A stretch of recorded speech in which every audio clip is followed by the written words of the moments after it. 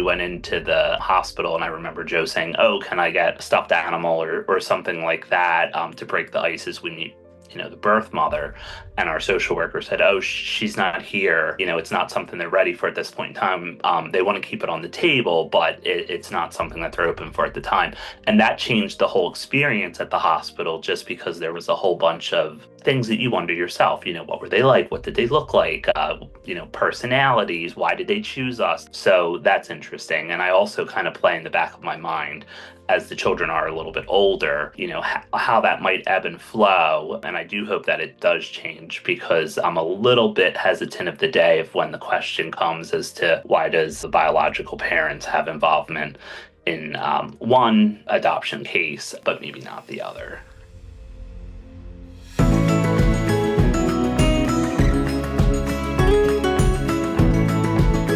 AFTHtv is where the many voices of adoption come together to educate, support, and inspire. Hello, everybody, and welcome back to another episode of Adoptions from the Heart TV. I'm your host, Amanda Aliberti. I'm really excited to welcome Eddie and Joe, who have built their family through adoption twice through Adoptions from the Heart. So welcome, Eddie and Joe. Thanks for having us, Amanda. Yeah, it's always exciting to have second-time families join these spaces just to talk about your experience doing this twice. We have a lot of families that come back for round 2, round 3, maybe even round 4. And even though you've been through it, it's never the same, right? And I think a lot of people are curious just how you approach adoption and building your family for a second time, kind of the variables, what happens when you have a different type of open adoption, when your experience at placement is different, how you handle that as a family. So we're just excited to get to know you and a little bit about your story. Can you guys first start maybe by sharing what prompted you to choose Adoptions from the Heart? What drew you to this agency and the value systems that we have? I think it's just the best in the business, very frankly. If you look at, the size of it, I think bar none, nobody could really, compete with Adoptions from the Heart. And I think that's really attributed to the lovely network, that you've built. And throughout our entire adoption journey, we never felt like we were, alone. Any question, big or small, Adoptions from the Heart was always available. And we did our homework, we did our due diligence, and we looked at other agencies, and the difference is just stark. A lot of great agencies out there, but none as organized or I would say as accessible as Adoptions from the Heart. And that really fed into our decision to adopt a second time with this agency. Yeah, and I think for me, I started off so I'm an accountant, so by nature, I started off with wanting to know all numbers, statistics, and everything numerical. Through that, we built relationships with all the social workers that were just so personal and genuine that it had a natural flow from going from what does statistics look like to what does actual building a family and, execution look like as far as day-to-day life with 2 children. Yeah, and I think it can be overwhelming for folks who are deciding what approach to take when choosing adoption, because there are different routes, right? If you're in a state that allows for private adoption and you can just simply work with an attorney versus working with an agency, it's nice to hear that for you, it sounds like that one-on-one support of having a social worker there provided what you needed along your journey. For somebody like me, it would be impossible with, I don't have the organizational skills. And it's just you held our hands throughout the whole thing, which was just wonderful. But also, we're very much advocates of, open adoption. We definitely think it's, healthier for the children and really balances the family out well, the family dynamics. So that's, clearly the advantage. Yeah. You mentioned education. Can you speak on that, of kind of what your experience was like the first time with the education that was given, and then coming back for round 2, how you had to prepare for the shift, right, of potentially having a different type of open adoption the second time? Yeah, so I would say It's very true that no two adoption cases are ever the same. And for as much as you want to compare them, in some ways you can, and in many ways you just cannot, because you don't know what you know until it happens. The education piece on, our first adoption journey had a lot of eye-opening, moments where we learned a whole lot about the world of adoption. The second time around was a little bit more of a refresher of a lot of those things that we had known across the board. But one of the interesting things that I think I learned through the second time around was we had considered the possibility of an older child placement as opposed to an infant or newborn placement, briefly because we started to have a little bit of concern about the age gap between children as we were waiting a little bit. And we did some homework and some education with adoptions from the heart, and we quickly decided that actually wasn't the route that we wanted to go. So it was a learning experience there as well. And it's one of those things to kind of keep in mind that things that you think you may be open to actually may not end up being what you're really open to, but it's good to go down that avenue and kind of explore. I'll just add, I thought the continuing education was excellent. And really the second time, the seminars, classes, everything, and they weren't too demanding, I'll say. The first time, yes, but I'm kind of glad that it was like really rigorous because we knew nothing going in. So the second time it was a lot easier because, we had that foundation. But the continuing education that you did, what Ed just alluded to, is very practical. So I felt like Adoptions from the Heart, all of you wonderful people really tailored it according to our situation, where we were in our adoption journey, which was on the way to adopt, a second. Sure. And how old was your first when you came back for round 2? 5. So boy, I would say 2.5 years when we started, because we waited a while again for our second placement. So I think he was 2.5 when we when we started. I thought you meant when. Well, I was going to ask both questions actually. So sorry. When you came back in to apply for the second time, your child was about 2.5, and then you waited until he was 5 when you were actually placed with your second. Yeah, that's correct. And but we were very conservative with our key. And so the waiting period for both children was sort of similar in that vein, Well, and that's pretty average. People forget that it's not like you apply and then you are placed with a baby immediately, right? You still have to go through application and home study and ed courses and profile, before you even get to the point of being eligible to be placed. Right. So it's interesting that you brought up that you were originally open to a potential older child, but as you waited a little bit longer and you realized the age of your child obviously grew, that the one parenting, you had to kind of reevaluate of what made sense for your family.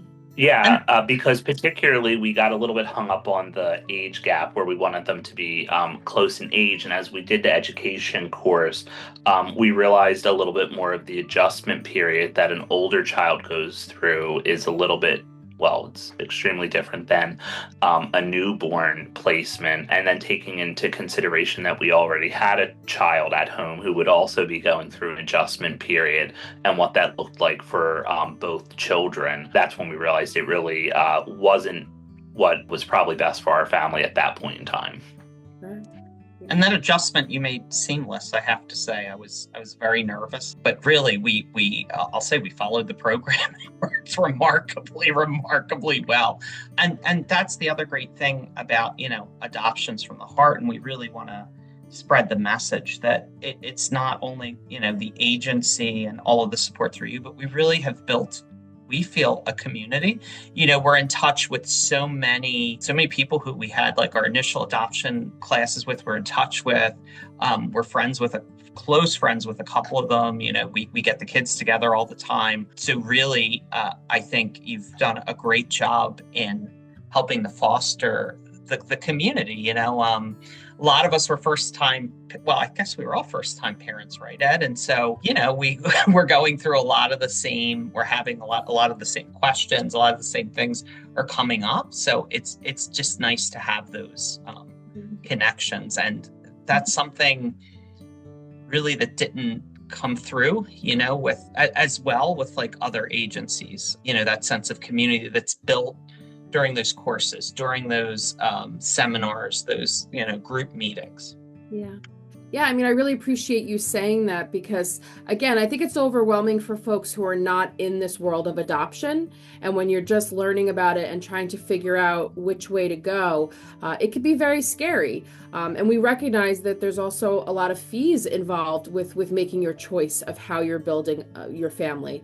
And when you choose an agency, you want to make sure that you're choosing a space that feels right for you. And I think exactly what you said, Joe. We're trying to build a community for folks. So it's not just you come to us for your child and then goodbye, right? There's these wraparound services that we provide, long-term support for all members of the triad, because there's so many layers to adoption that it's not just coming to the hospital and picking up your newborn baby and that's it, right? So I appreciate you emphasizing that because that is the role that the agency plays, and those are the services that should be provided to you. And that's the ultimate goal of the agency, or at least our agency, in what we do. So thank you for that. If you've enjoyed our content on AFTH TV, I wanted to ask a quick favor. It will only take you a second to do. One of the simplest ways you can support us is by subscribing to our YouTube channel. Just click the subscribe button below this video. It will help make sure you never miss a new episode, and it helps more people discover AFTH TV. Thank you for being a part of our community. We look forward to bringing you lots of new content. Can you guys highlight a little bit about the types of relationships you have, if you do have any, with the biological parents of your two children, and kind of how you work that in your family? Very different. With our first child, we have a lot of, I would say, communication through the pictures, through the letters, through the annual picnics and events. They're very much assimilated, into our lives. Kind of what we expected. What we expected. Now, our second son, no contact yet. We're hoping for some, and we're continuing to send the pictures and letters, but it was a very, very different situation in that we didn't really even meet his birth parents when we went to pick him up, and he was like, a day old, versus, with our first son, we met the parents a little bit ahead of time and a couple of times. And so we had lunch, we got to know each other, a little bit. So it was less cryptic, I would say, the first time. And, this time we get information from our social worker, which is great. Oh, they love the name that we picked.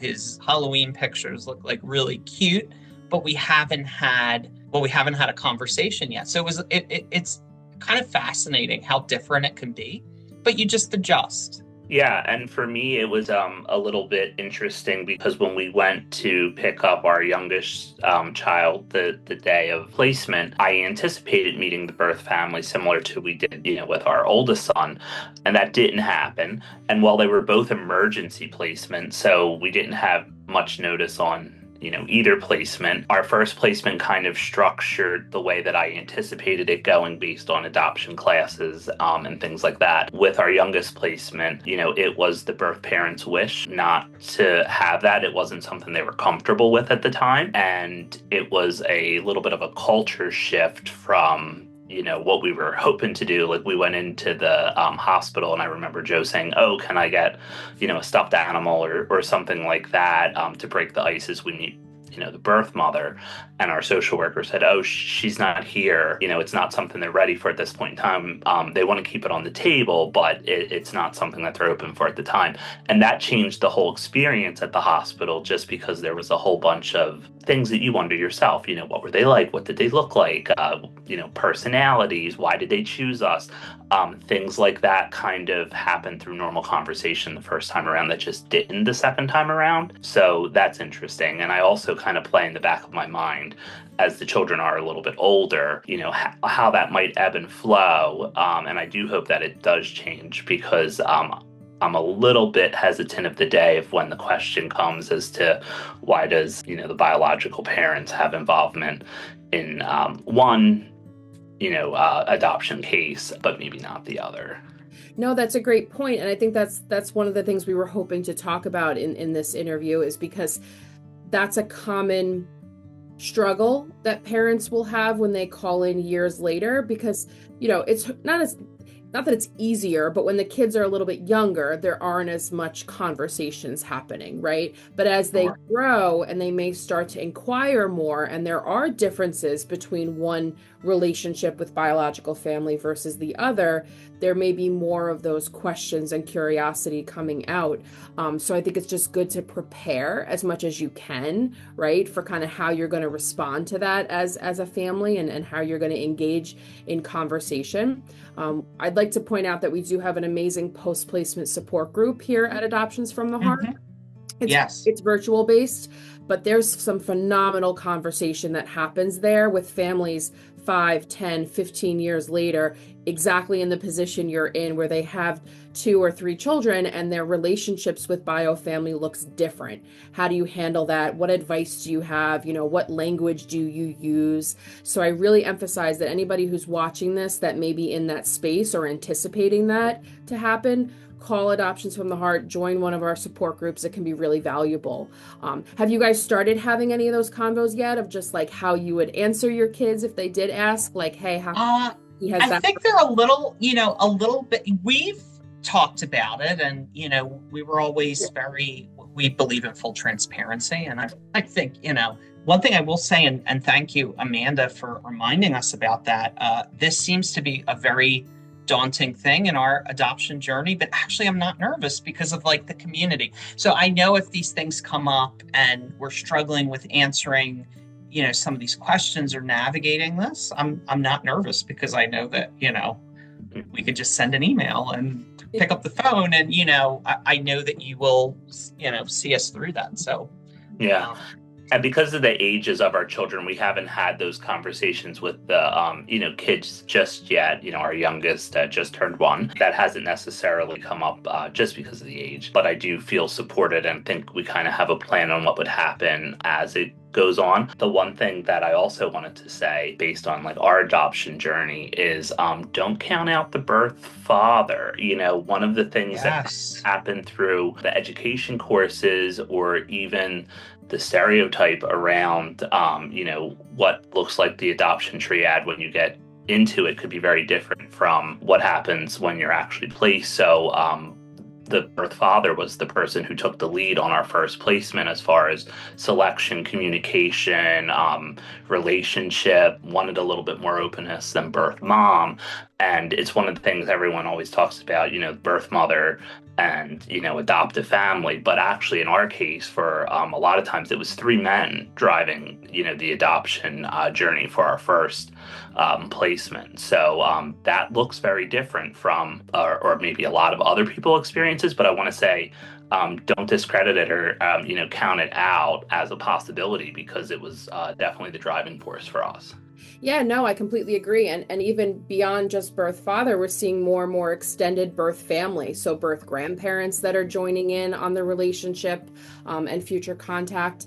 And just being mindful and remembering the education from back when you took open adoption, right? So birth parents may not be in the space to be able to have contact right now, but you never know down the road if they may be able to re-engage 5 years later, 10 years later. They do reach out. And I think it's so wonderful when we receive a call from a birth parent, we then reach out to the adoptive family when it's 10 or 15 years later, and the families are just so eager and excited. Obviously a little cautious, right? Because they haven't heard from them in a long time, but just to see the excitement of the potential for building a relationship, because that's ultimately what's going to serve the best interests of that child.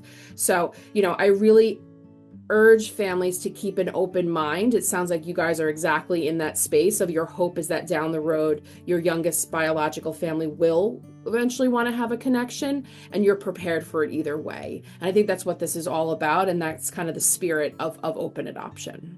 Yeah. And then something really amazing that's been happening to me. I mean, and it's not just recent, but we adopted twice. We're very, obviously open about adopting children, and it's an open adoption situation. So many people just in our family or our circles of friends, or even at work, and you never know when to expect it. And they're like, hey, can I have a conversation with you about adoption and your adoption? And what I found was that there's so many misconceptions But really, you've given us the tools. You've educated us, and then in turn, we can educate people well. Because I'm not saying it's a negative thing, but there's just a lot of misconceptions about what open adoption is. I can tell you there are people here who were just like, no, what we do, open adoption, it's not the situation for us. But then I think after speaking with us, and we're always happy to do that, anybody, watching, we're happy to always, feel free to reach out. Amanda has our contact information, right? No, it's just good. Like, I think it's so important as a community that we just spread the word and get the message out. Well, and doing interviews like this and having platforms like AFTH TV, the hope is that we can face some of these misconceptions and stigma that's still out there and be able to properly educate for everyone. So we really appreciate both of you taking the time. It's wonderful to hear about your experience. I know this is going to be really valuable for people within our community. And like Joe said, if you ever want to connect and talk specifically one-on-one to an adoptive parent through our program, don't hesitate to reach out. We're happy to build that connection for you. Okay. Thank you so much. Well, thank you guys so much. Continue to tune in. Thank you. And we will see you down the line here at Adoptions from the Heart TV.